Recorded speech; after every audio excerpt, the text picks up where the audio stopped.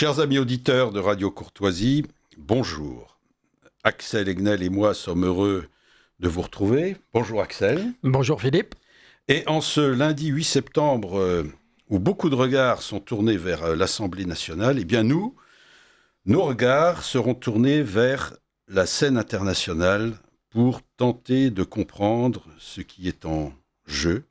Une semaine après le 25e forum de l'Organisation de coopération de Shanghai, réuni à Tianjin, dont on n'a pas assez dit que cette ville avait été découpée autrefois en concessions internationales des années 1860 aux années 1940. Et donc pour ceux qui aiment les comparaisons, eh bien, nous avons été déçus de ne point entendre cette évocation historique qui disait beaucoup de choses.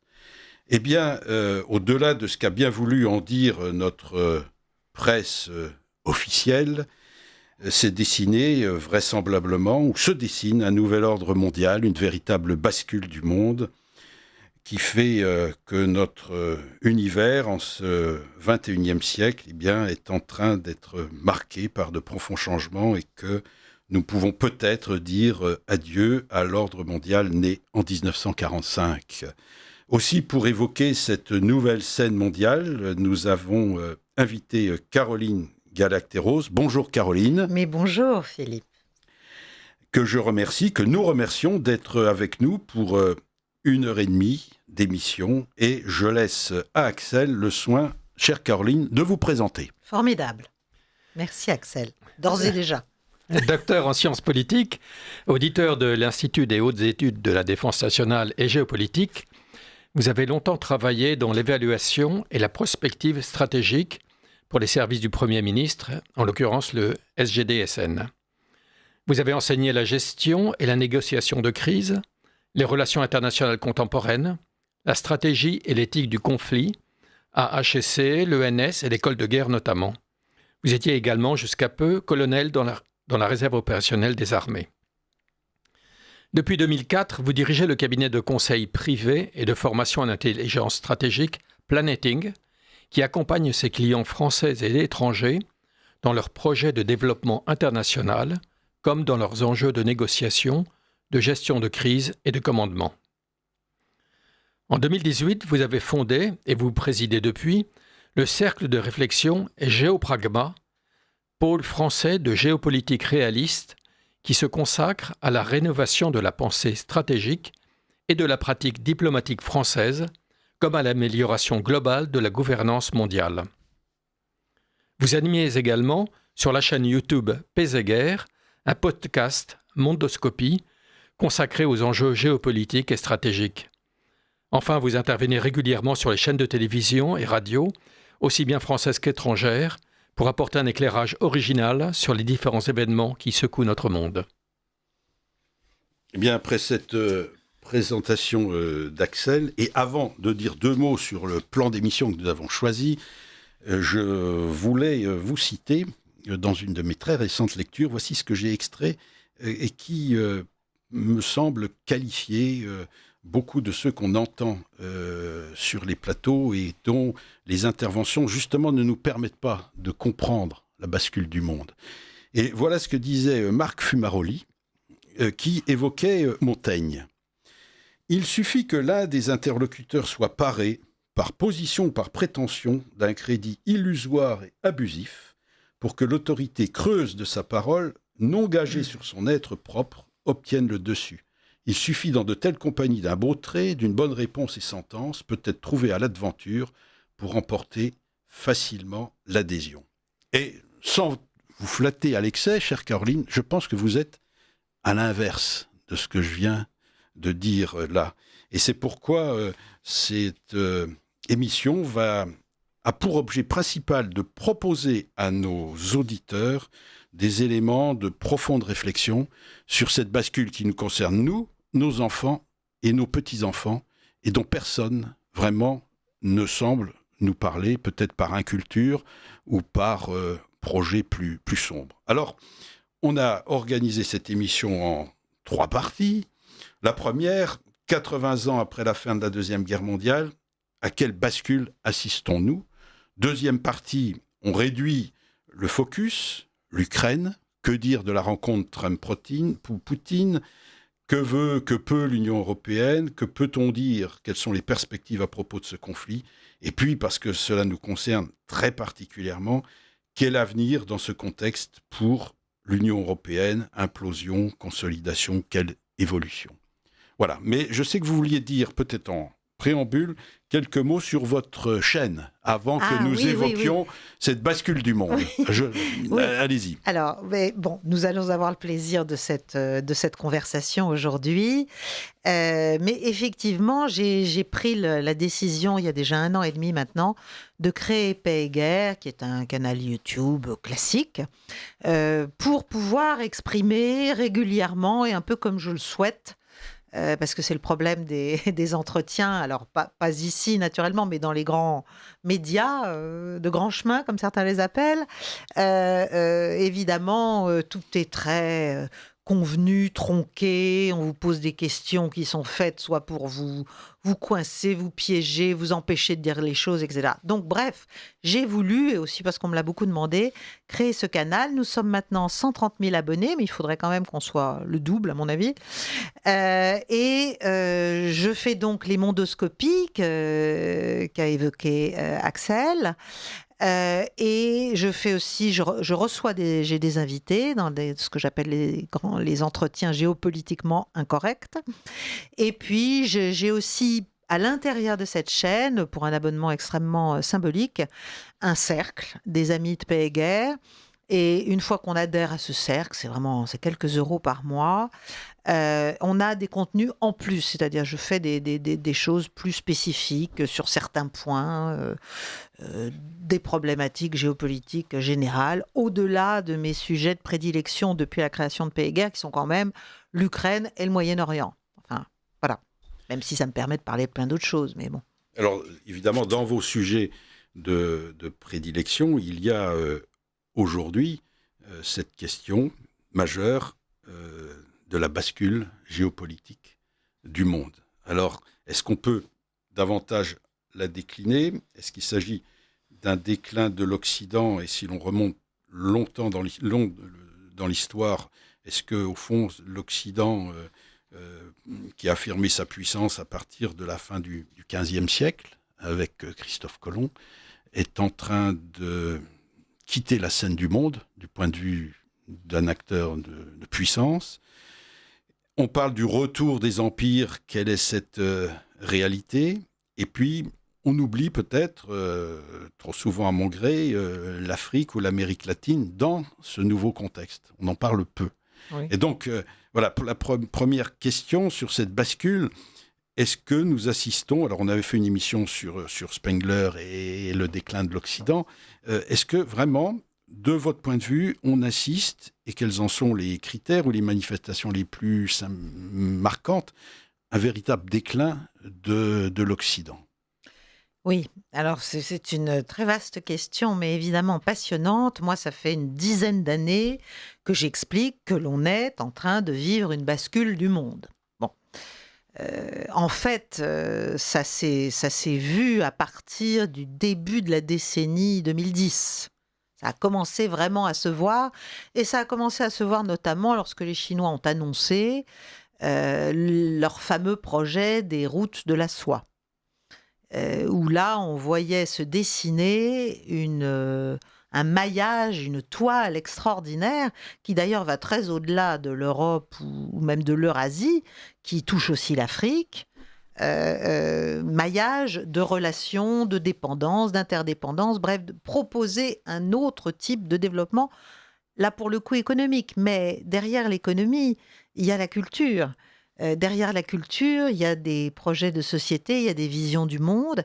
Et effectivement, pour moi, l'Occident est entré dans un processus de déclin, mais qui est surtout, qui est stratégique parce qu'il est moral et politique.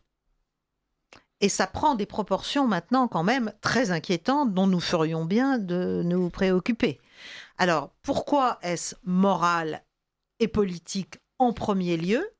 Et les manifestations aujourd'hui sont stratégiques, eh bien parce qu'on est allé très très loin et beaucoup trop loin dans un hiatus, une espèce de dysphorie, si vous voulez, entre des prétentions en termes de diffusion, de valeurs, entre un discours, si vous voulez, et des actions. Et là, évidemment, à la fin de la guerre froide, ça a été une très grande période pour ça. Parce qu'il n'y avait plus personne en face, tout simplement. La Chine, certes, avait commencé à renaître depuis 1978, mais enfin, en 1990, voilà, c'est encore pas dans les limbes, mais enfin, on est loin de la Chine d'aujourd'hui, ou même de la Chine du tournant du siècle. Quant à la Russie, elle est en morceaux. Elle est en morceaux, elle est recroquevillée sur elle-même, elle a une armée détruite et même cannibalisée par ses propres membres, elle a une économie à terre, bon bref, donc il n'y a plus personne en face. Et c'est toute cette phase qui en fait a été une phase très euphorique pour l'Occident, et quand je dis l'Occident, évidemment il y a la puissance de tête, à tort ou à raison, enfin, ce sont les États-Unis. Et bien sûr, j'allais dire, comme je reprends toujours cette expression que je trouve très drôle, mais très vraie, de Pierre Desproges, qui décrit une soirée dans une sous-préfecture en disant « La sous-préfète avait invité le gratin et les pâtes en dessous ». Voilà, et les pâtes en dessous, c'est nous, c'est l'Europe. donc, si vous voulez, il y a eu cet Occident, il y a eu cette phase complètement euphorique où on s'est imaginé qu'on allait pouvoir faire ce qu'on voulait, et les Américains ont cru qu'ils allaient pouvoir faire ce qu'on voulait. Védrine parlait d'hyperpuissance, mais c'était tout à fait ça. S'imaginaient que ça passerait. Et évidemment, comme on ne peut pas exercer la violence, la contrainte, l'intimidation, le chantage en direct, sans prendre au moins des gants officiellement, au plan du discours, au plan du soft power, au plan... on a déroulé tout un narratif sur le thème. On va apporter, bien sûr, le développement, la démocratie, l'harmonie, le bien, le bon, le juste, le vrai. Enfin bon, on est parti quand même dans un délire, à mon avis, extrêmement loin de la réalité de nos pratiques, puisque nos pratiques sont des pratiques essentiellement de captation, de prédation, de soumission, de domination ou de destruction et de déstabilisation quand les acteurs ne font pas ce qu'on leur demande. Bon. Quand je dis « nous », je pense, et je parle, j'allais dire, je me mets à la place des Américains. Nous ne sommes que la déclinaison, et nous avons suivi d'ailleurs, comme un seul homme, ou presque, pendant très longtemps, cette course en Europe et en France. Donc, on a eu tout ça. Sauf que, pendant ce temps, le reste du monde n'est pas resté immobile et n'a pas juste avalé comme une potion amère les humiliations, les prises de pouvoir, les pillages et les leçons de morale de plus en plus insupportables. Il s'est reconstruit, le monde s'est reconstruit, d'autres modèles de puissance ont commencé à émerger, basés sur, à mon avis, beaucoup plus de connexion, un peu moins de prétention, un peu moins d'arrogance, un peu moins de « je vais vous dire ce qui est bon, ce qui est vrai, et vous avez intérêt à faire ce que je vous dis, parce que de toute façon, sinon je vous écrase ». Un peu moins de prétention et un peu plus de réalisme et de pragmatisme. Si vous voulez, ce qui est terrible dans toute cette phase d'hyperpuissance et d'Occident en majesté, c'est qu'en fait, ça a été les sommets de cynisme. C'est quand même l'époque où nous avons fait la première guerre du Golfe, ensuite... on a le Kosovo en 99. Ensuite, toute la décennie 90, en fait, de destruction des Balkans, d'éclatement des Balkans. Ils ne l'ont pas trouvé tout seul, tout ça. On les a beaucoup aidés tout de même. Ça s'est terminé par, effectivement, la destruction de la Serbie par l'OTAN, sans mandat de l'ONU. Donc, il y a tout un processus de délégitimation pendant cette période d'Occident en majesté, comme je l'appellerais, de délégitimation des structures, j'allais dire, de dialogue, de compromis, d'équilibre, contre-pouvoir et d'espoir, enfin de quelques structures de droit international. Je ne parle même pas des accords de dissuasion, d'équilibre des forces au plan global. Tout ça a été détruit, haché, menu par nos soins. Sauf que, progressivement, et notamment en Europe, à partir du moment où Vladimir Poutine, arrive au pouvoir, donc au tournant du siècle, vraiment en 99-2000, il y a un processus de renaissance, de reprise en charge, de reprise en main. Alors, on me dit que je parle beaucoup de la Russie, mais parce que c'est très éclairant ce qui s'est passé. Et surtout, ça a fait, si j'ose dire, tâche ou école, comme on veut. C'est-à-dire que Poutine a montré, et là il l'a montré avec la guerre en Ukraine de la même manière, et c'est pour ça qu'il y a une telle popularité, il a montré qu'il était possible de résister à toute cette hypocrisie, à tout ce cynisme et à toute cette déstabilisation. Parce qu'évidemment, je vous passe ce qui s'est passé en Irak, en Syrie, en Libye, partout, au Moyen-Orient sans arrêt. Bon, et ça continue d'ailleurs, ça continue. Hein, l'Occident n'est pas mort. Mais effectivement, il n'est plus tout seul au monde. Et il a montré, entre guillemets, c'est bas les masques maintenant. En fait, c'est un déclin relatif. C'est un déclin relatif parce qu'on était dans une position de surplomb qu'on imaginait définitive. C'est fini, il n'y a plus de surplomb moral. Et là, maintenant que tout commence quand même à se voir et à se savoir, y compris sur l'Ukraine, parce que les choses sortent, parce que les gens parlent, parce que si on veut s'informer un minimum, c'est quand même pas très compliqué de savoir aujourd'hui pourquoi ce conflit existe, qui l'a voulu, qui l'a préparé, qui l'a entretenu, qui est tombé dedans à bras raccourcis et à pieds joints, effectivement, et ce qu'il en est. Donc on voit bien qu'aujourd'hui, il y a une bascule du monde vers l'Est, clairement, des centres de pouvoir. Mais pourquoi ? Parce que les Chinois, les Russes et aujourd'hui les Indiens, comme vient de le démontrer parfaitement le sommet de l'Organisation de coopération de Shanghai et les célébrations du 3 septembre à Pékin, il y a une autre proposition de puissance et d'influence qui est basée en fait sur les principes de la charte de l'ONU.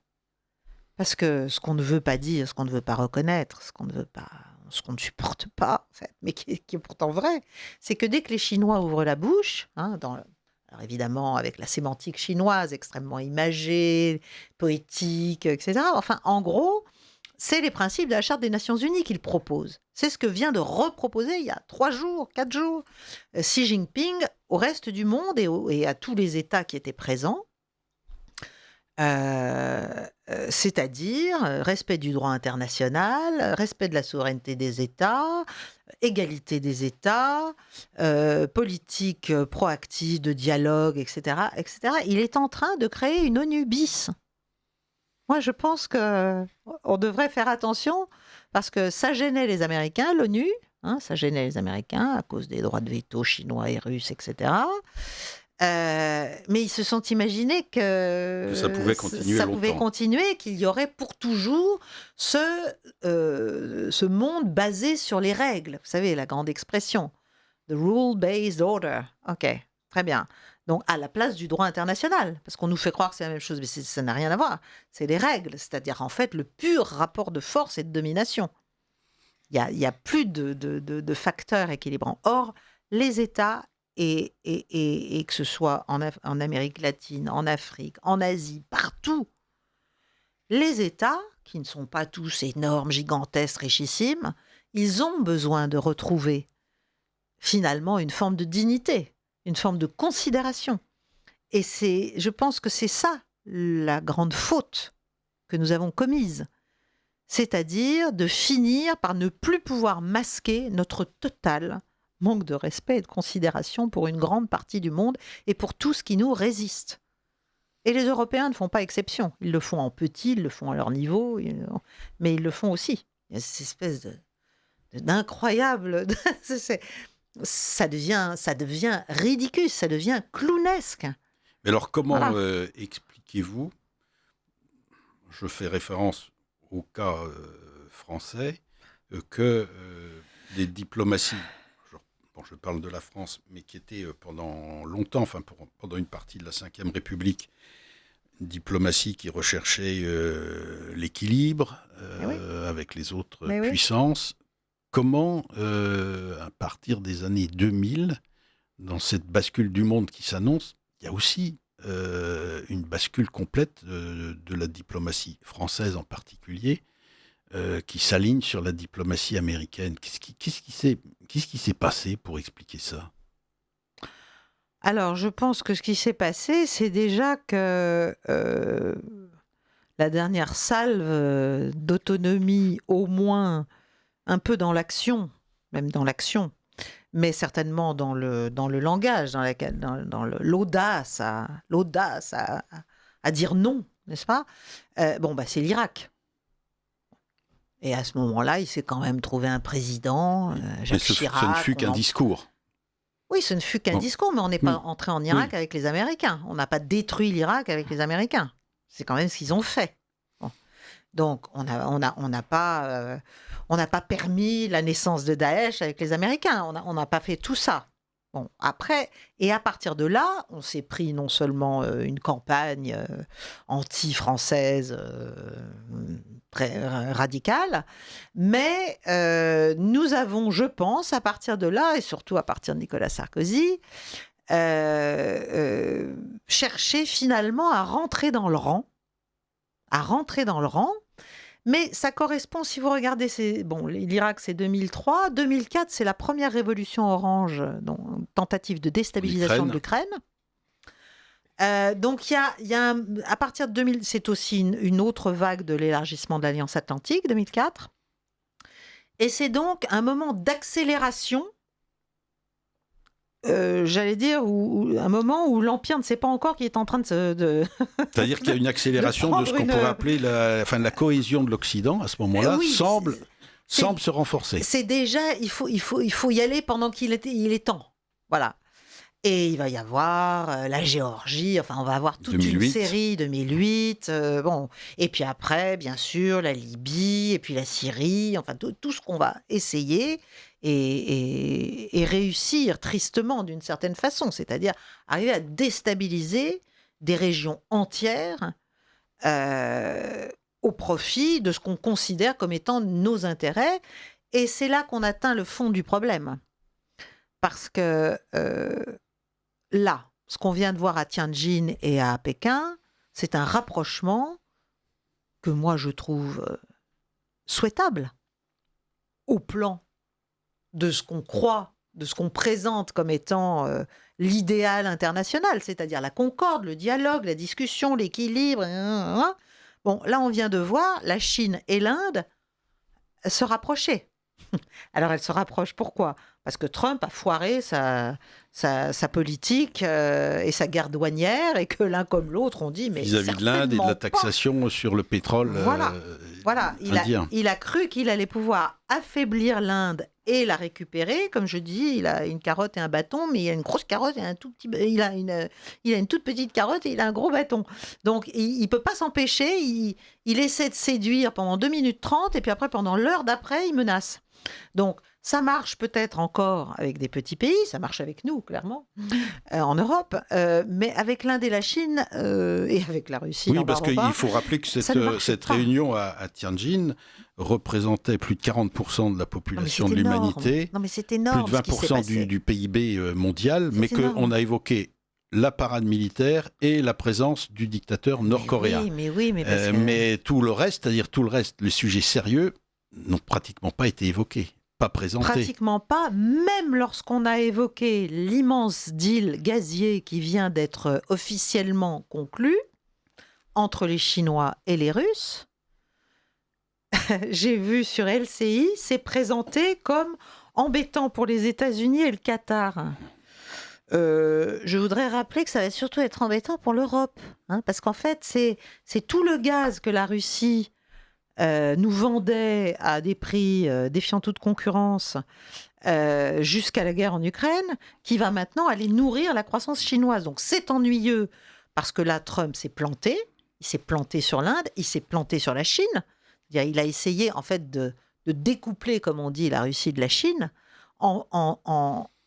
et c'est pour ça aussi il veut faire, soi-disant, la paix en Ukraine.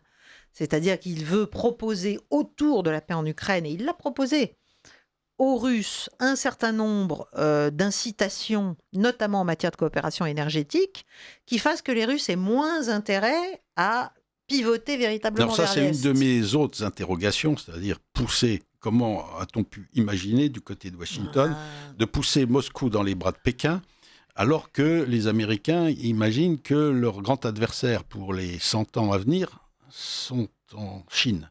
Mais on y reviendra dans notre deuxième partie. Oui, parce qu'on veut tout en même temps, on est trop gourmand. Là, c'est on ça, donc déclin de l'Occident, au fond, déclin relatif, et fin de cette espèce d'hubris qui nous faisait penser que c'était nous qui pensions le monde, oui. Et que les autres devaient s'aligner sur notre vision. Mais tout à fait. Même erreur pour l'Ukraine.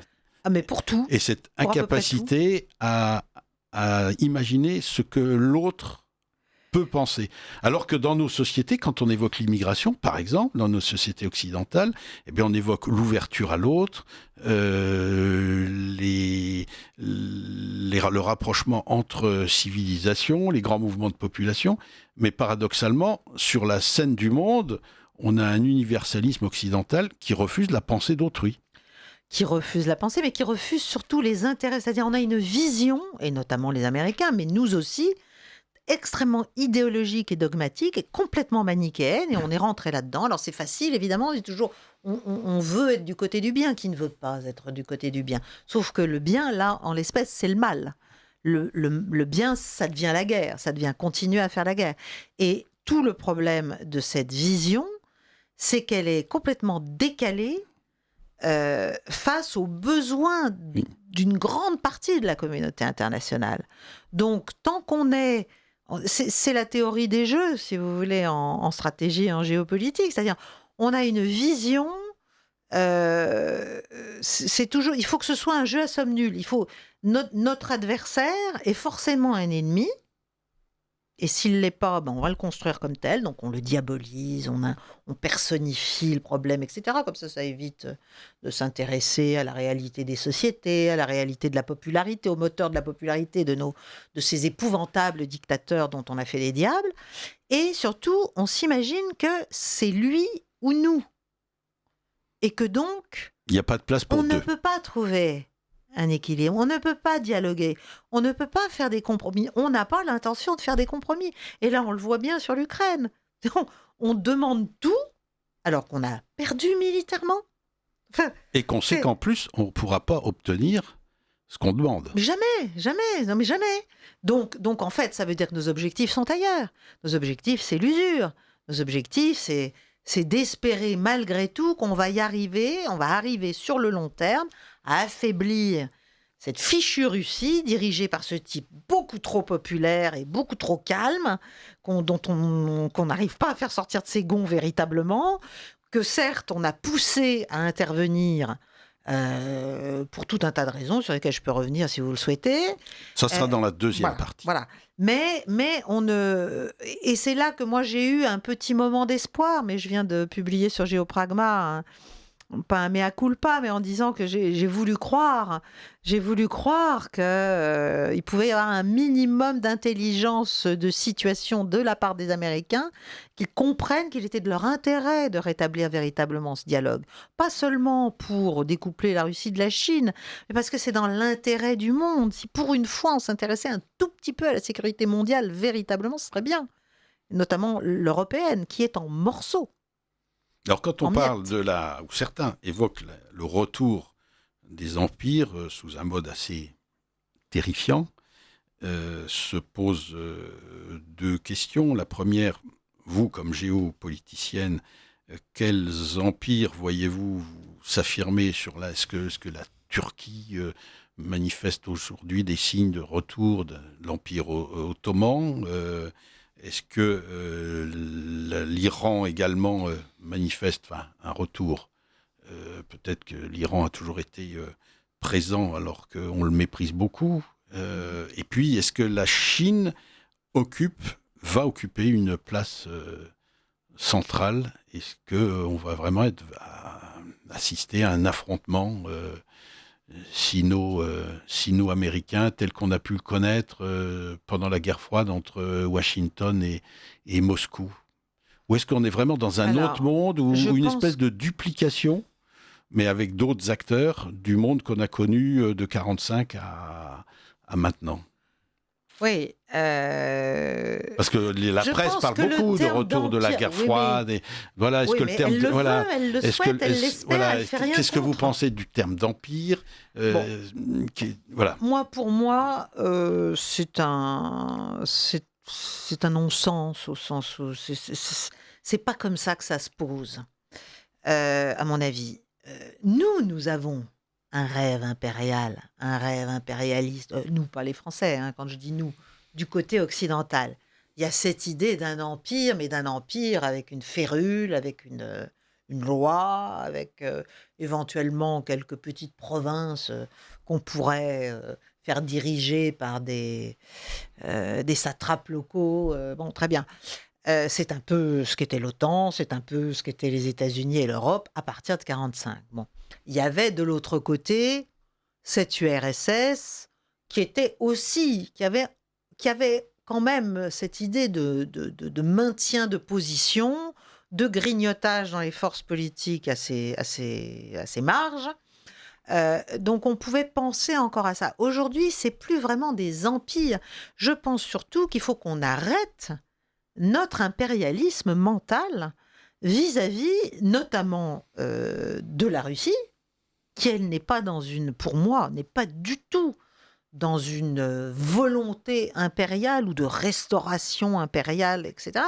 Elle veut restaurer ses marges de sécurité, ça c'est sûr. Mais pourquoi ? Parce que nous grignotons sans discontinuer depuis 1991, depuis le début. Moi j'ai commencé à travailler en 92, on commençait à parler de l'élargissement de l'Alliance, qui allait d'ailleurs de pair avec celui de l'Union européenne. Donc, nous avons cette idée. Après l'Empire chinois, bon, je pense que le modèle de puissance chinois n'est pas impérialiste au sens du contrôle territorial, etc. En revanche, c'est une puissance commerciale extrêmement, comment dirais-je, ambitieuse. Donc, l'idée d'avoir, et c'est toute l'idée des routes de la soie, hein, de la ceinture et de la route, c'est-à-dire l'idée de faire en sorte que la puissance industrielle et commerciale chinoise se déploie et trouve surtout des marchés. Elle a besoin de marchés, la Chine.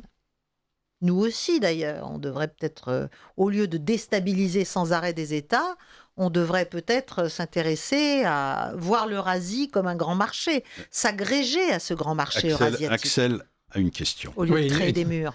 Une question, vous évoquez, nous, les Occidentaux. Oui, je me mélange.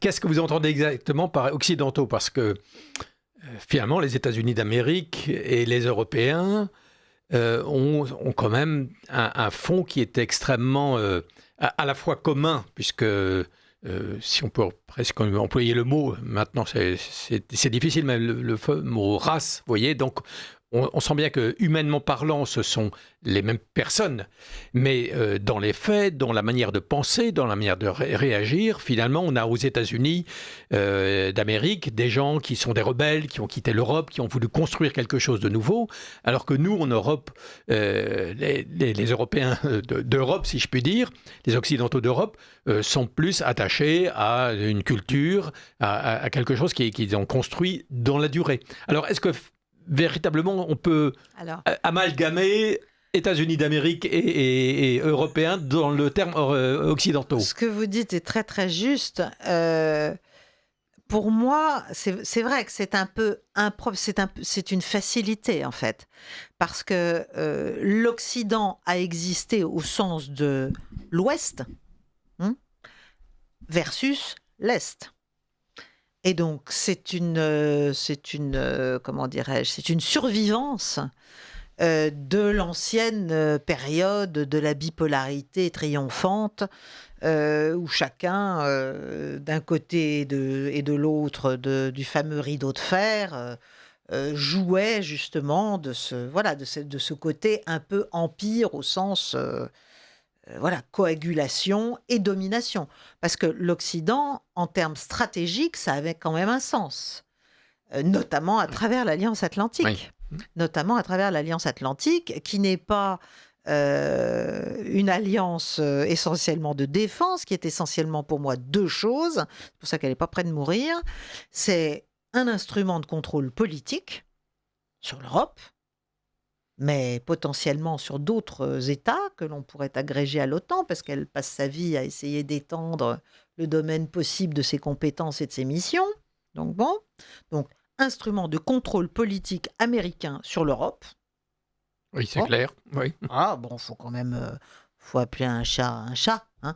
On peut dire qu'il y avait un pilier européen de l'Alliance, que si, que ça. Enfin, la réalité, c'est quand même c'est les Américains qui font la loi depuis toujours et on ne fait rien sans eux depuis toujours, depuis que l'Alliance Atlantique existe.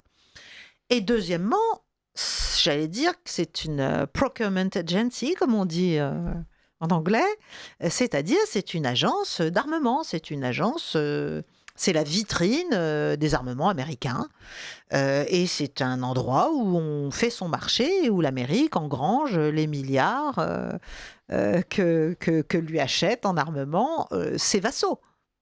Oui. Bon. Donc, il faut quand même, il faut arrêter de se payer de mots. C'est pour ça que moi, l'histoire de la souveraineté stratégique européenne, ça me fait doucement rire. Mais qu'est-ce qu'on peut bien faire sans les Américains ? D'ailleurs, et ça j'invite tous vos auditeurs à écouter, surtout ceux qui parlent anglais, mais tout ça est traduit maintenant ou traduisible. L'un des plus grands réalistes géopoliticiens et universitaires réalistes américains, qui s'appelle John Mearsheimer, l'a encore répété, mais il y en a toutes les semaines, des émissions comme ça, il a expliqué, il a dit, mais il faut que les Européens arrêtent de rêver leur vie, comme disent les jeunes, de rêver sa life. Parce que nous n'avons aucune autonomie, voilà.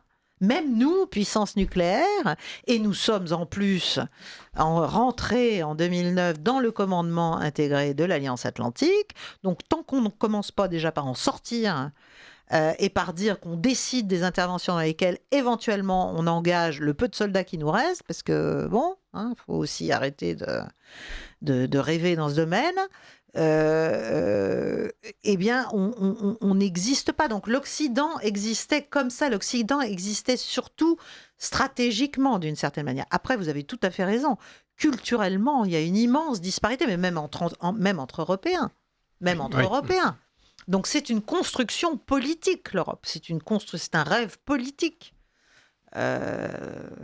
Et les mentalités européennes, effectivement, ne sont pas celles de ceux qui s'en sont échappés et qui ont créé les États-Unis et qui ont une mentalité totalement différente. Mais malheureusement, on vit encore dans une identité voulue, plus que perçue, mais en tout cas voulue, entre les intérêts américains et les intérêts des Européens. On est tellement habitué à la vassalité, finalement, qu'on ne peut pas imaginer que les Américains jouent contre nous.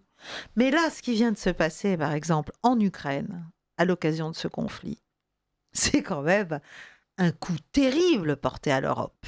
Si on était un tout petit peu moins abrutis et qu'on regardait autre chose que juste le diable rouge Poutine, on se rendrait compte que la croissance industrielle et économique européenne a été privée de comme par hasard, de son fournisseur principal d'énergie à bas coût, qu'était la Russie. Oui. Voilà. Donc, alors on va dire, mais c'est de la faute de Poutine, c'est parce qu'il a envahi l'Ukraine. Non, c'est une vieille idée. Faire en sorte que l'Europe n'ait pas accès aux ressources russes. Voilà, qu'elle ne se développe pas. Parce que c'est bien gentil, on nous contrôle politiquement, on nous contrôle stratégiquement, on nous contrôle aussi économiquement largement, et on n'a pas du tout envie qu'on commence à se rendre compte qu'en fait, on fait partie de la masse eurasiatique. Alors justement, mais je voulais revenir un tout petit peu en arrière, peut-être pour vous mettre un peu en difficulté, chère Caroline, Allez-y. vous parliez du retour dans le dispositif militaire intégré de la France sous Sarkozy, mais qui s'était annoncé avant.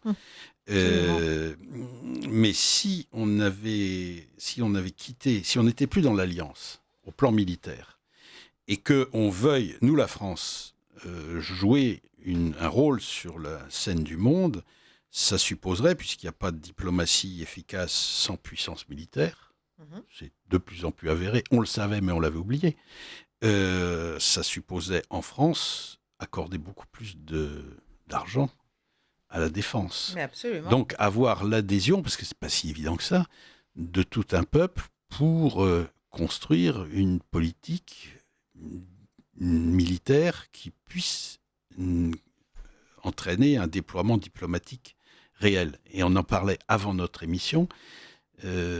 C'est quand même la grande question des liens étroits entre politique étrangère et politique intérieure.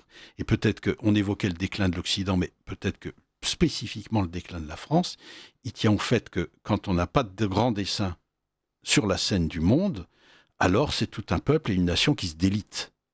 Je suis entièrement d'accord. Et de ce point de vue-là, tous les pays européens ne chutent pas de la même manière. Notre chute est bien plus terrible. Oui, le Belge ne chute pas comme nous. Le Belge, il ne chute pas comme nous. Il chute d'une autre façon. Mais ça n'est pas une insulte, loin de là, pour les Belges. Mais il est évident que nous tombons de beaucoup plus bas parce que nous avions beaucoup plus d'atouts. Nous en avons encore, mais nous les sacrifions avec une légèreté coupable. Et parce que, effectivement, nous avons renoncé à ce qu'est la vocation stratégique de la France, qui est une vocation de non-alignement, qui est une vocation de puissance d'équilibre.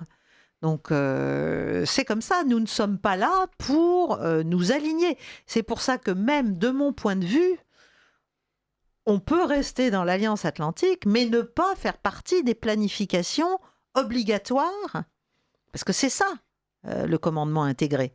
C'est qu'à partir du moment où l'Alliance entre dans une opération désignée, eh bien, si vous êtes dans le commandement militaire intégré, en fait, on vous prend des troupes, vous faites partie de la planif, quoi. Vous participez forcément à la planification de l'engagement donné. On devrait pouvoir choisir ce qu'on veut faire. Et on devrait surtout, et c'était toute la politique gaulliste, on devrait pouvoir être un pont et se souvenir. Enfin, un pays doit avoir la diplomatie et la compréhension du monde, de sa géographie. Nous comprenons bien que nous sommes l'isthme de l'Eurasie.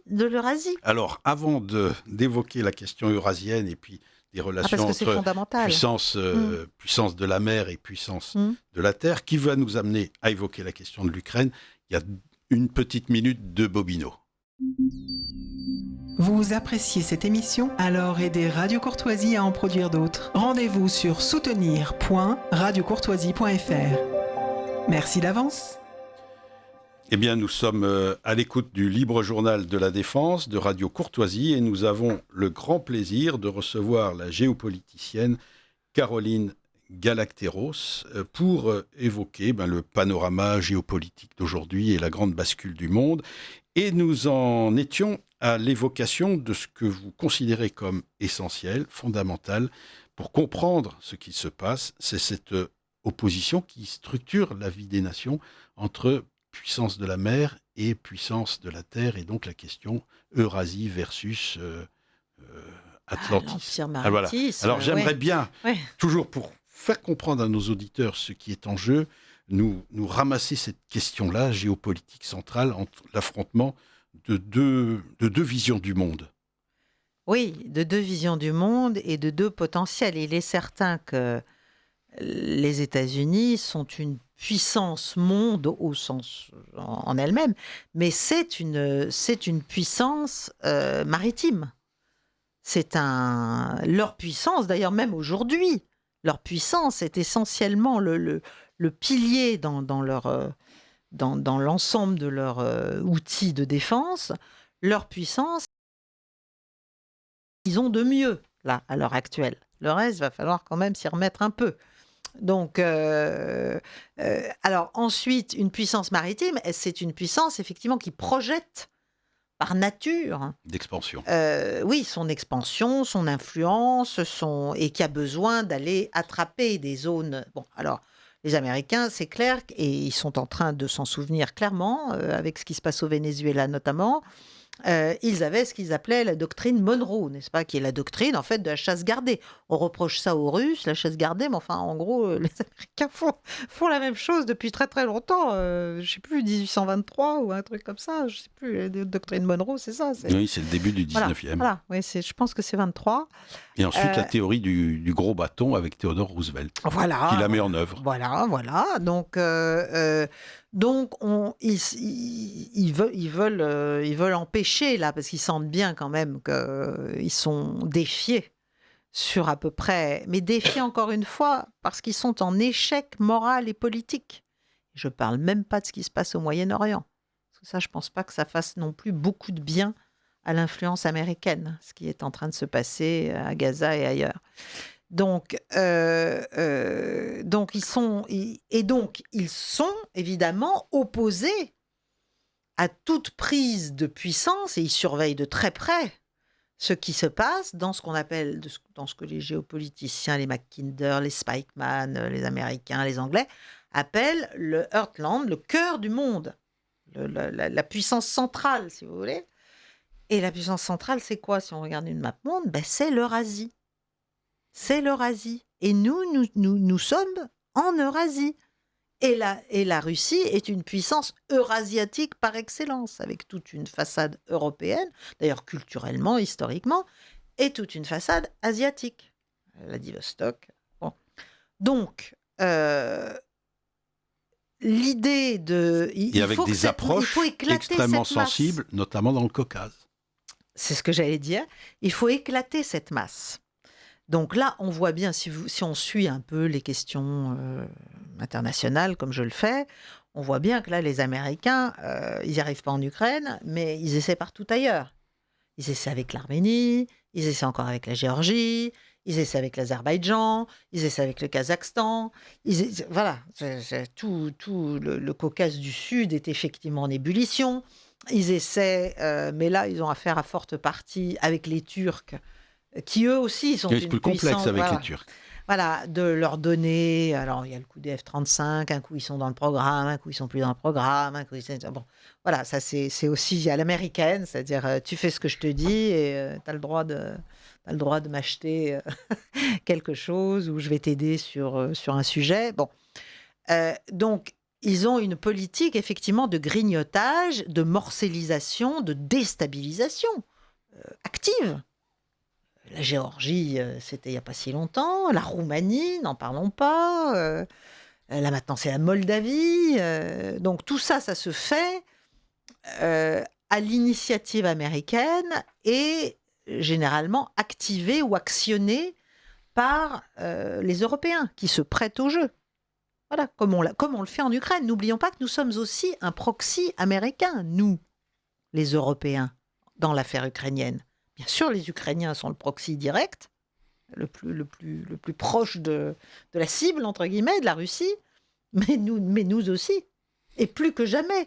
Puisque comme on est sorti du jeu diplomatiquement, parce qu'on s'est montré tellement larvesque qu'on est sorti du jeu diplomatiquement, on en est à payer des dizaines et des centaines peut-être de milliards, à accepter de payer, c'est Van der Leyen qui le fait, des centaines de milliards, nous Européens, qui sommes déjà dans les limbes économiquement, pour acheter des armes américaines pour avoir le droit d'être sur un strapontin à d'éventuelles négociations. On va arriver à l'Ukraine, mais 2 secondes, parce qu'on avait prévu de l'évoquer, je pense que nos auditeurs seront intéressés. L'Afrique et l'Amérique latine dans ce nouveau contexte mondial. Alors, je dirais que l'Afrique, là, c'est encore plus douloureux de le dire en tant que Française. L'Afrique, nous l'avons clairement perdue, mais nous l'avons perdue là aussi parce que notre politique est un mélange d'irréalisme, de présomption, d'exploitation résiduelle, sans contrepartie véritable, autre que de continuer à faire la leçon aux Africains sur le thème, voilà ce qu'il faut faire, voilà comment vous allez agir, voilà ce que nos entreprises veulent. Voilà. Bon. Est-ce que les autres font la même chose? Est-ce que, par exemple, les Russes, qui clairement profitent de notre, de notre À la faiblesse, nature horreur du vide. Hein. voilà, mais est-ce que c'est parce que les Russes font quelque chose que nous déclinons, nous? Non. Non, ils en profitent, c'est un oui, symptôme. c'est évident. Ils l'exploitent, c'est très bien. Mais qu'est-ce qu'ils proposent? Ils proposent qu'on est incapable de proposer aux Africains du respect. Du respect, c'est quand même pas compliqué. De la considération, des accords véritablement. Regardez ce qui se passe pour le Mali. Des accords un tout petit peu plus équitables. Un tout petit peu plus équitable. Et puis de la sécurité aussi véritable. Voilà. Et derrière, ils obtiennent quoi? Une clientèle à l'ONU, pour ce qu'il en reste, mais enfin, c'est quand même utile. Ils obtiennent, bien sûr, les concessions, les mines, le reste, enfin, tout ce qui peut les intéresser aussi, parce que, pas oublier qu'il y a un immense géopolie, monopoly des terres rares et des ressources entre les Russes, les Américains, les Chinois, ça n'arrête pas. Donc là, et il faut travailler latine. en ce moment. Et l'Amérique latine, je pense que les Américains sont très inquiets parce qu'il y a un effet, et notamment par les BRICS, par le Brésil, par un certain nombre d'autres pays qui ont envie aussi de s'agréger à cette dynamique des BRICS, et qui sont en Amérique latine. Parce que pour l'instant, effectivement, on évoque le Brésil, mais... enfin, le Venezuela... Oui, là, le risque pour les Américains ou pour l'Occident, c'est de voir quand même ce continent autrefois influencé fortement par l'Occident, contrôlé, finalement vogue de ces... Oui, mais ça, c'est la multipolarité du monde. C'est ça qu'on ne veut pas admettre. Et c'est là l'avantage comparatif, si j'ose dire, des Chinois et des Russes, c'est qu'ils le disent. C'est-à-dire, le monde est polycentrique, c'est fini. Voilà, c'est plus juste les Russes contre les Américains ou les Chinois contre les Américains. C'est différent. Il y a des centres de puissance régionaux. Alors, il y a bien sûr... De toute façon... Plus on joue le choc, plus on construit l'adversaire. Hein. Donc ça nous arrange peut-être dans le narratif, mais eux, ça les arrange très concrètement. Alors ce qui veut dire très concrètement que par exemple, que ce soit l'Organisation mondiale du commerce, le FMI, la Banque mondiale, est-ce que dans ce nouveau monde, on peut assister à la création d'entités mais c'est en cours. Analogue. Mais c'est en cours. Et ça, on a du mal à le percevoir encore. Peut-être quelques mots là-dessus. Alors, la banque des BRICS, tout simplement. La dédollarisation rampante, ça va doucement. Mais ça se fait. Voilà. Parce que déjà, les pays membres des BRICS commercent beaucoup plus qu'avant, qu'il y a même 2-3 ans. En monnaie locale entre eux. C'est-à-dire ils n'ont pas proposé une unité commune. Je pense que là, ça aurait été faire le jeu, ça aurait été aider les Américains, parce que les Américains auraient dit mais non, c'est pas possible, vous allez y perdre, etc., avec le dollar. Mais c'est ce que je disais au tout début de notre entretien. Tout ce qui s'est passé dans les années 90 et 2000, c'est-à-dire où les sanctions ont commencé, l'extraterritorialité du droit américain a commencé. Il y a eu un abus de pouvoir, en fait. Un abus de position dominante, si j'ose dire. Et tant que les États victimes de cela, parce qu'avant le dollar c'était une protection, tant que les États victimes de cela n'avaient pas d'autres pôles auxquels se raccrocher, pour qu'on les prenne en compte différemment, pour qu'on leur propose autrement. Bon, ils étaient un peu seuls, oui, mais soumis. c'est ce qui est très intéressant dans votre propos, c'est qu'on voit se dessiner un nouveau monde avec son organisation, ses institutions, mais qui devient peut-être concurrent, mais en tout cas, quand on évoque le dollar, est-ce que pour les Américains, on n'est pas quasi dans un casus belli ? Oui, mais enfin, il faut encore pouvoir la faire, la guerre. Oui, oui, non, mais tout à fait. Mais Voilà, est-ce parce que c'est quand même l'instrument majeur de la domination américaine, le dollar. C'est pour ça qu'ils ont pétardé le Moyen-Orient avec notre soutien depuis des décennies. C'est parce que les grands dirigeants arabes avaient des rêves de monnaie arabe.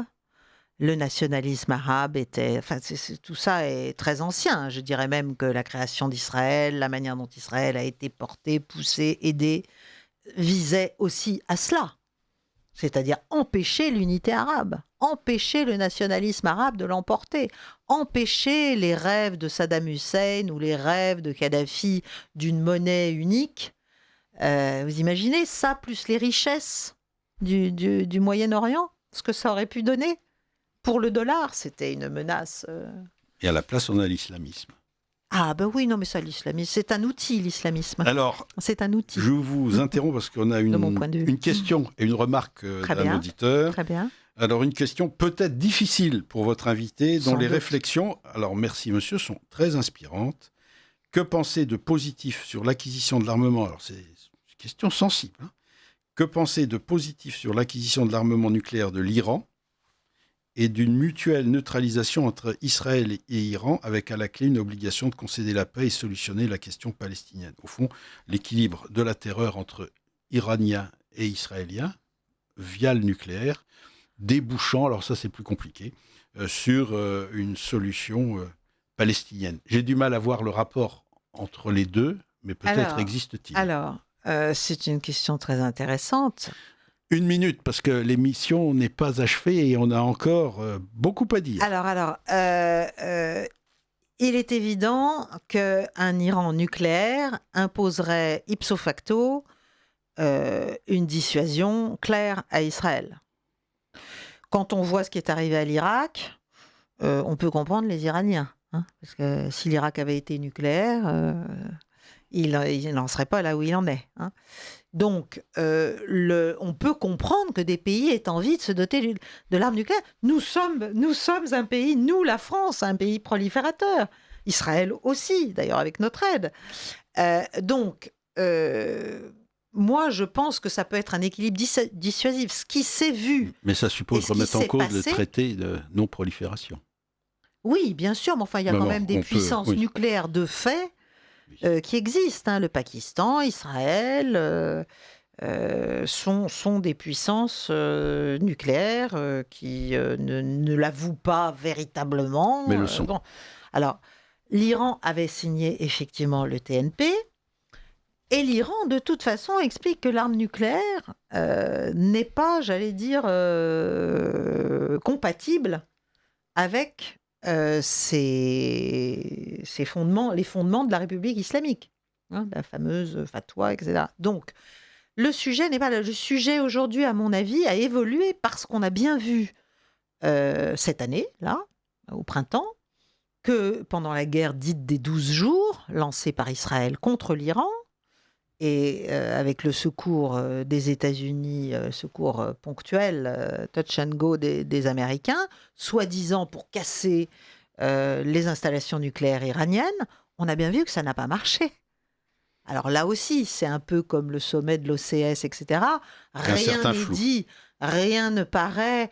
Israël s'est soi-disant superbement défendu, les Américains ont oblitéré, n'est-ce pas, le programme nucléaire iranien. C'est faux. Voilà, c'est juste faux.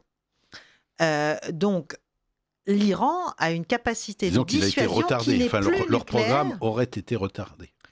Oui, enfin, d'accord. Mais premièrement, c'est pas en leur remettant des sanctions que ça va les engager à se montrer plus conciliants. Deuxièmement, ils ont dit qu'ils pourraient accepter que l'AIEA, l'agence internationale... L'Iran présent à Shanghai la semaine dernière, d'ailleurs. Bah, bien sûr, Pézekian était là. Le président iranien. Mais ce qu'on ne dit pas, ce qu'on ne veut pas dire, et ce qui est, j'allais dire, presque plus grave que l'acquisition de l'arme atomique par l'Iran, c'est la capacité balistique de l'Iran. La force balistique considérable de l'Iran qui a fait des dégâts considérables, y compris militaires, et même des morts, plusieurs centaines de morts, en Israël, dans les réponses qui ont été faites aux frappes israéliennes. Donc les Israéliens ont échoué. Voilà, c'est clair. Donc, et l'Iran n'a pas l'intention de de se laisser faire. Et là encore, l'idée, c'était le régime change, hein, c'est-à-dire en finir avec ce régime trop fort, en fait, parce que nous, on aime les régimes faibles, on aime les régimes soumis. Ça n'a pas marché. Parce que la population iranienne, qu'elle aime, qu'elle n'aime pas les mollahs, qu'elle soit si pour le voile, contre le voile. Bon. En attendant, elle a été défendue par ce pouvoir. Certains avaient imaginé qu'en bombardant l'Iran, le régime tomberait, mais c'était nier la question de l'attachement d'un peuple à sa patrie, indépendamment des dirigeants. Premièrement, et c'est comme les sanctions. Quel est le pays soumis à des sanctions qui est tombé? Alors oui, vous allez me dire, il y a la Syrie. Effectivement. La manière dont on a affamé les Syriens, la manière dont on a détruit la livre syrienne, la manière dont on a brûlé les cultures. Mais c'est nous qui avons fait tout ça, hein, c'est pas l'opération du Saint-Esprit. Donc, il y a peut-être la Syrie, mais qui est effectivement tombée comme un fruit mûr. Mais pour le reste, Cuba, ils y sont toujours, hein, tout petit, minuscule, petit pays, j'allais dire de rien du tout. Bon. L'Iran, ça fait quand même depuis le début des années 2000, les sanctions. Hein. Ça a commencé quoi, en 2006 ? Chose comme ça. Enfin, début 2000. Ouais. La Russie, n'en parlons pas. Bon, alors, n'en parlons pas. Voilà. Parce qu'en fait, c'est un... Enfin, on a du mal à comprendre parce que nous sommes enfin, la mentalité occidentale et la mentalité même européenne et américaine, c'est toujours, on va les acheter. Si on n'arrive pas à les acheter, on va les affamer. Et quand ils seront bien morts de faim, ils vont tous, regardez ce qui se passe à Gaza, ils vont tous accepter. Hein, voilà. Et puis derrière, on va leur filer, comme à Gaza, là, $5 000 par personne pour se tirer. Voilà. Voilà. Mais ça, sans imaginer que pour l'avenir, c'est humainement et culturellement. On ne règle pas le problème et on crée des générations. Oui, mais jusqu'à quel point ne souhaite-t-on pas avoir des générations de gens qui veulent se venger ? Parce que quand vous vivez de la création de l'ennemi, ils en font quand même toujours un de rechange. Hein. Bon, le complexe militaro-industriel, il se nourrit pas de bonbons. Hein. Il vend des armes et il en produit. Donc la construction de l'ennemi, c'est un moteur, c'est terrible. Et c'est là aussi que le cynisme se voit, c'est que c'est un moteur, bien sûr, économique puissant. Alors, construction de l'ennemi, complexe militaro-industriel, tout ça nous amène à reprendre la question ukrainienne, oui. Avec deux questions. Hein, c'est que pensez-vous de cette rencontre Trump-Poutine, et puis la place de l'Union européenne maintenant dans cette affaire ukrainienne où les espoirs de Trump semble déçu. Ouais, alors cette rencontre, les espoirs, non mais les espoirs de Trump, si tant est qu'il y en ait millions, eu, mais, oui. Non mais les espoirs, les Américains pour se sortir de ce bourbier et Trump pour se sortir de ce bourbier fait depuis le début comme s'il était l'arbitre des élégances et comme s'il était extérieur. Les États-Unis sont partie prenante de ce conflit depuis très très longtemps, que ce soit la précédente administration ou la sienne. Bon, donc s'il veut vraiment arrêter la guerre, c'est pas compliqué, il arrête les armes. Hein, et puis il dit à Zelensky, c'est fini, maintenant tu vas prendre ton chèque et tu retournes, tu vas jouer ailleurs. Hein, bon, voilà. Et si tu veux rester en vie, tu le fais vite. Bon, donc c'est pas compliqué d'arrêter la guerre en Ukraine. Il ne veut pas le faire. Alors il ne veut pas, il ne peut pas. Ben, les deux, parce qu'il est environné. Certes, il a un Steve Witkoff, ok, bon, c'était un type avec qui il joue au golf, très bien, qui lui a offert un café un jour, bon, pas parfait, mais en attendant, c'est un homme d'affaires pragmatique, mais il a aussi les Rubio, mais il a aussi les Pete Hegseth, mais il a aussi d'autres gens autour de lui, le type de la CIA, Radcliffe, bon, il en a un certain nombre d'autres, qui, sans parler d'un problème politique intérieur américain, qui est qu'il a besoin de l'appoint de certains sénateurs républicains qui, eux, emmenés par l'espèce de grand malade qu'est Lindsey Graham. Voilà. Donc, et les Bolton, enfin, tout ça, ça existe encore. Oui, il essaie de taper ce qu'on appelle l'État profond américain. Donc la structure de sécurité permanente des États-Unis qui fait que vous soyez président démocrate, républicain, que vous vouliez la paix, la guerre, tout le monde s'en fout parce qu'en fait, il y a des invariants, il y a des fondamentaux dans la politique étrangère américaine. Ça, qui je l'ai rejoignent compris ce il y que a très vous longtemps. disiez sur l'affrontement aussi entre puissance de la mer et Oui. la puissance eurasiatique. Ça, Tout c'est à une fait. constante. Et puis qu'on doit, tout à fait, et qu'on doit garder la domination des choses, le pouvoir sûrement. Donc, il essaie de faire quelque chose. Moi, je pense qu'il essaie de faire quelque chose, mais jusqu'à présent, ça n'a pas marché. Pourquoi, à mon avis? Parce qu'il veut tout. Il s'imagine, comme déjà, il a été, comme la première fois, premier mandat, mais enfin, même là, il l'est toujours. Il est désinformé. Donc, quand il est arrivé, je pense qu'on lui a expliqué que la Russie, ça allait très mal, l'économie russe, ça allait très mal, l'armée russe, ça allait très mal, ils avaient 1 million d'hommes de morts. Enfin bref, on lui a raconté n'importe quoi. Donc il croit, et peut-être croit-il encore en partie, que Vladimir Poutine est en position de faiblesse. Du coup, qu'est-ce qu'il fait? Ok, il a compris qu'il fallait pas un cessez-le-feu immédiat, parce qu'évidemment, la ficelle est trop grosse, mais il s'imagine que la Russie aurait intérêt à faire des concessions. Il n'a manifestement pas compris que la Russie a fait cette guerre pour ne pas avoir d'OTAN à sa frontière et que déjà, elle ne tolérera pas de force otanienne à sa frontière. Et deuxièmement, que la Russie gagne. Donc, il veut à la fois que les Russes se désolidarisent des Chinois. Il veut à la fois que les Russes fassent des concessions alors qu'ils n'en ont aucune à faire. Ça va très bien, merci. Ils continuent leur offensive. Ils sont en train d'aller très au-delà des 4 provinces, des 4 oblasts initiaux. Donc, c'est lent. Parce que c'est leur tactique. Leur tactique est une tactique qui préserve leurs hommes. Contrairement à ce que font les Ukrainiens qui vont largue à main nue et qui envoient tout le monde au casse-pipe sans particulièrement de scrupules. Poutine, pour des raisons de soutien politique, de popularité politique interne, donc pour tenir son pouvoir, il ne peut pas avoir des centaines de milliers de morts. En plus, compte tenu de la démographie russe, ça ne serait pas souhaitable. Ça ne serait pas souhaitable, mais surtout, ça casserait le soutien. Il a compris que cette guerre allait être très longue, alors qu'au départ, il pouvait espérer que rapidement les Ukrainiens allaient comprendre, mais bon, c'était compté sans notre détermination à nous, qui était d'aller dans le fond et de porter un coup de longue haleine, et croyait-on de longue efficacité sur la Russie. On s'est planté, c'est un fiasco, mais lamentable. Bon, et au lieu d'en tirer des conclusions, on continue, parce que notre objectif n'est probablement pas la paix, à nous Européens certainement pas, mais de continuer à essayer d'user, d'affaiblir, d'occuper, de divertir les forces russes. Bon. Parce que c'est tout ce qu'on peut faire, parce que sinon, il faut qu'on reconnaisse qu'on s'est planté, il faut qu'on reconnaisse que c'est nous qui avons voulu déstabiliser la Russie, que c'est nous qui avons voulu, qui avons laissé les Ukrainiens faire leur guerre civile contre les russophones du Donbass, que nous sommes à la manœuvre de tout. C'est nous qui sommes des vous voyez, qu'est-ce qu'on... Mais donc, mission impossible. Ah, mais c'est une mission totalement impossible. Je pense que tout est entre les mains, malgré tout, de Washington, et qu'il faut qu'à un moment donné, Trump comprenne, s'il peut le faire, si on le laisse le faire, qu'il faut faire un accord global avec la Russie.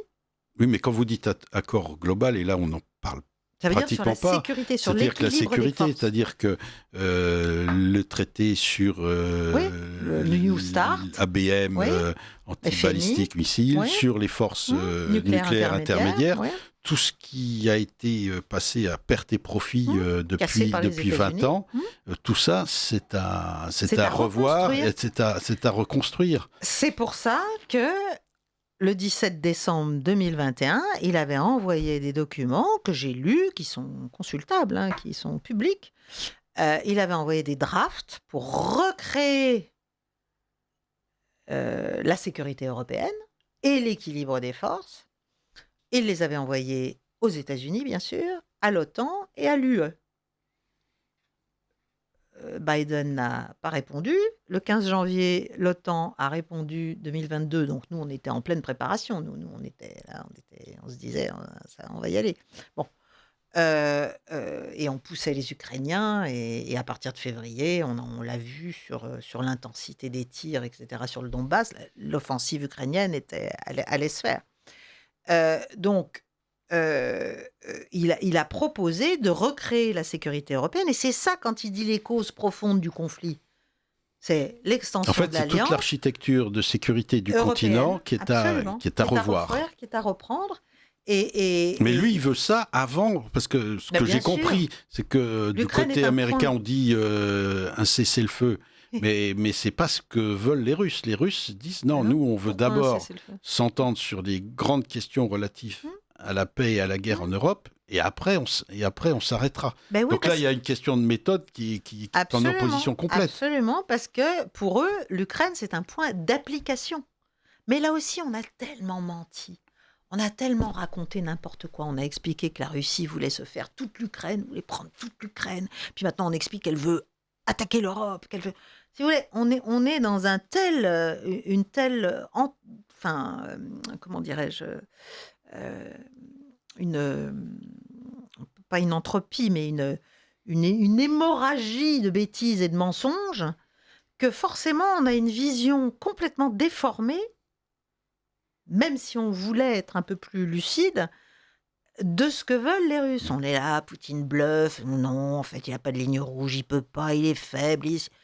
Non. Mais alors, vous mais Caroline, vous qui évoluez dans le monde de la géopolitique depuis très longtemps, sans citer de nom, comment expliquez-vous que des gens qui sont diplômés, qui ont étudié la géopolitique depuis longtemps, qui connaissent les ressorts des États, soient aussi aveugles sur la question de nos relations avec la Russie, des relations entre l'Occident et la Russie. Qu'est-ce qui explique cette espèce de thèse unique défendue depuis très longtemps à nos antennes, sur nos écrans?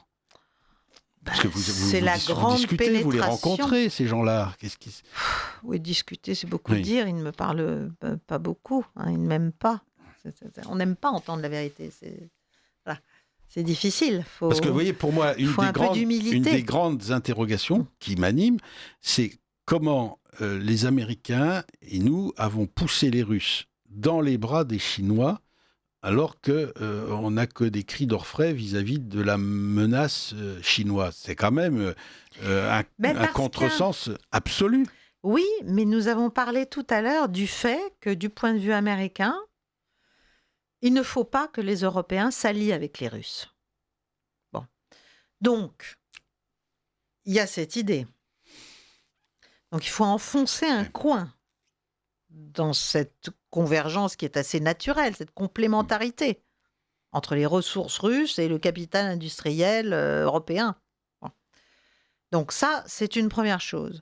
Deuxièmement, nous sommes biberonnés depuis extrêmement longtemps à l'idée d'une supériorité naturelle de nos objectifs et d'une nécessité de l'affaiblissement de cette puissance russe qu'on n'est pas arrivé à abattre. Parce qu'il ne faut pas oublier que dans les années 90, on a cru qu'on y arrivait.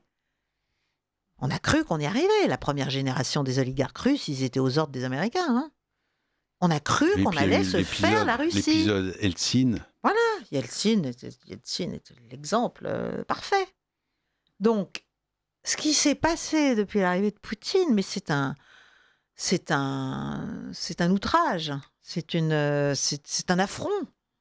C'est quelque chose qu'on a beaucoup, beaucoup de mal à avaler. Après, vous avez toute la pénétration, l'infiltration, l'endogamie, si vous voulez, entre les réseaux américains, démocrates, néoconservateurs. Via les fondations X, Y, Z. Via toutes les fondations, les ambassades, les journaux, tous ces gens qui sont payés. Il faut quand même le dire. Bon, qui ont un intérêt professionnel et personnel. Il y a quelques conflits d'intérêts. Ah ben non, mais voilà, donc ils ont choisi leur camp, tous ces gens-là. Et quand on leur dit de raconter n'importe quoi, mais ils le racontent. Voilà, du haut de leur respectabilité qu'ils sacrifient, mais bon, ils considèrent que... Alors, j'ai des interventions. Bien. Alors, bonjour monsieur, madame. Alors, attendez. Les espoirs de Trump ne peuvent reposer que sur l'intérêt qu'il présente pour les Russes qui veulent éviter un conflit direct appliquant un des principes de Sun Tzu pour qui l'art suprême est de gagner la guerre sans devoir le faire. Oui, mais là... Bon, la Russie a un problème majeur qui est le manque d'hommes. Il est donc important de ne pas mettre Trump en difficulté avec en ligne de mire les élections de mi-mandat à les mi-terme, c'est en 2026. De laisser croire qu'il mène le jeu, ce qui est facilité par sa méthode qui passe pour incompréhensible. Tout le reste n'est que comédia. Comédia, c'est un auditeur fidèle de notre émission. Donc voilà son observation. Puis une autre intervention qui vous demande de bien faire savoir aux médias que vous existez. Voilà. Donc ça veut dire que je renvoie cet auditeur à l'intérêt de suivre votre chaîne Paix et Guerre, et non pas Guerre et Paix. Non. Ça veut dire beaucoup de choses. Oui, je l'ai fait tout à fait sciemment. Non, alors les sur médias Trump, savent très bien que j'existe. Alors sur Trump, oui, je pense que Poutine, qui est très très roué, avec un ministre des Affaires étrangères qui ne l'est pas moins, redoutable et remarquable ministre des Affaires étrangères, les Russes ne veulent pas gêner Trump. Au contraire, et ils sont prêts à lui laisser des victoires, j'allais dire narcissiques. C'est pas leur problème. Eux, leur problème, c'est d'arriver à sortir, bien sûr, des sanctions, parce que quand même, ça, même s'ils ont fait les contournements, même s'ils ont les Chinois, les Indiens, etc., quand même, tout l'argent qu'on met dans la guerre, par ailleurs, on ne le met pas ailleurs, voilà, donc c'est mauvais, quand même, globalement. Donc, et puis, bien sûr, d'arrêter voilà, de tous ces jeunes gens qu'on envoie malgré tout, même s'il y a énormément de volontaires, même s'il y a... et y compris à Moscou. Alors, je vous interromps encore parce que voilà, les auditeurs sont nombreux à nous manifester leur intérêt. Merci pour cette émission particulièrement passionnante. Donc ça, c'est grâce à vous. On a compris que l'Europe et la France, surtout, sont enlisées par leurs propres fautes et nous mènent vers la guerre, sauf miracle. Oui. Et nous mènent vers la guerre.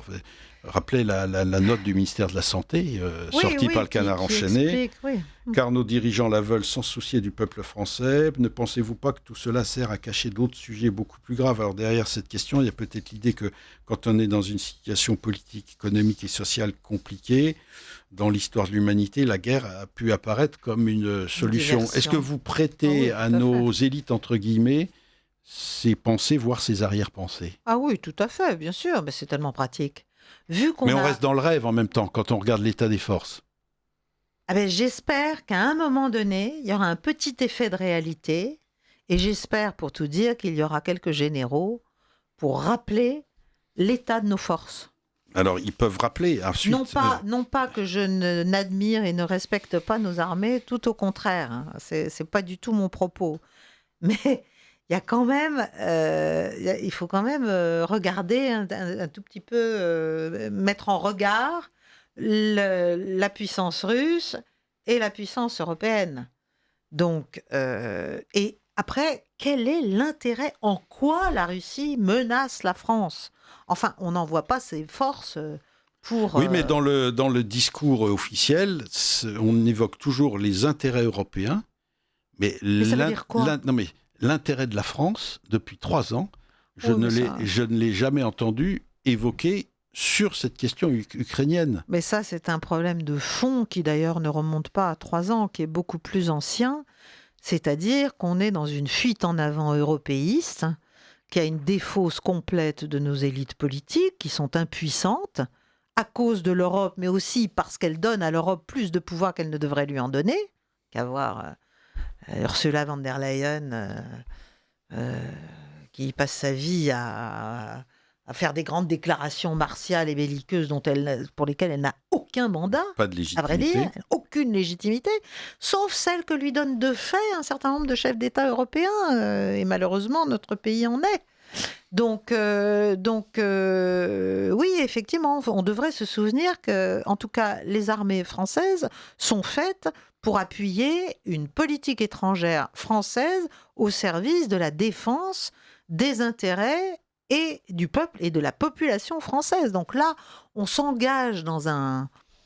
Il y a beaucoup de masques qui tombent. Oui, mais en plus, ce sera l'humiliation totale. Et les Russes ont été extrêmement clairs. Et je pense que s'il y a une chose qui est importante, c'est qu'il faut comprendre que les Russes ne sont pas, comme nous, des gens qui bluffent. Ça ne bluffe pas, le Russe. Ça calcule, ça joue, ça anticipe, ça fait tout ça, mais ça ne bluffe pas. Donc, quand ils disent quelque chose, ils peuvent le faire. Ils peuvent juger que ça n'est pas leur intérêt de le faire tout de suite, à ce moment-là. Mais ils s'autorisent, de la même manière qu'en matière nucléaire, ils ont aussi fait évoluer 2 fois leur doctrine. Ils s'autorisent, ils ont un range, un spectre de possibilités. Et nous nous mettons dans une position non seulement complètement stupide, comme j'ai essayé de le démontrer, vis-à-vis de nos intérêts économiques, sociaux, politiques de long terme, à l'échelle de l'Eurasie, mais nous nous mettons dans une situation extrêmement dangereuse. Oui, mais vous voyez, il est assez étonnant que on ne parle pratiquement pas du fait que ce conflit, il est quand même, il se déroule non pas dans une ambiance nucléaire, mais avec une puissance nucléaire majeure. Et on fait comme si tout devait s'arrêter aux forces classiques. Et c'est une question que je voulais vous poser, c'est que vous avez travaillé au sein des services de la défense. Ce qui m'étonne quand même, c'est qu'on veuille consacrer autant d'argent aux armements classiques, alors qu'on a une dissuasion qui, normalement, est faite pour éviter une montée aux extrêmes et un conflit à haute intensité. Et vous avez vu ce qu'on en fait de notre dissuasion ? Alors, vous avez vu ce qu'on en dit ? On parle de la mutualiser, on parle de pouvoir s'en servir à l'échelle européenne, parce que, évidemment, comme on est mauvais au plan français, on s'imagine que comme nous sommes la puissance nucléaire de l'UE, bon, les Anglais, ils sont encore plus sous contrôle que nous, mais comme on est les seuls, je pense qu'on a des autorités qui s'imaginent qu'on reprendrait le pouvoir, qu'on reprendrait de l'ascendant à l'échelle de l'UE si nous avions l'extrême volonté, n'est-ce pas, de mutualiser. Des intérêts européens et des intérêts français. Moi, je suis basique. Quand j'avais 22 ans, 23 ans, je faisais mes études. J'ai connu l'un des pères de la dissuasion. J'ai bien connu le général Poirier, gallois aussi d'ailleurs. Et j'ai appris d'eux que l'atome ne se partage pas. Voilà, l'atome ne se partage pas. Alors, il ne se désinvente pas, mais il ne se partage pas. Il nous reste 5 minutes. 3 minutes pour... ou 4. C'est une métonymie, naturellement. Voilà, 4 minutes. Oui. 4 minutes. Oui. Pour nous dire ce que vous pensez, sans être une pitié, naturellement, comment l'Union européenne peut évoluer dans le cadre de cette bascule du monde.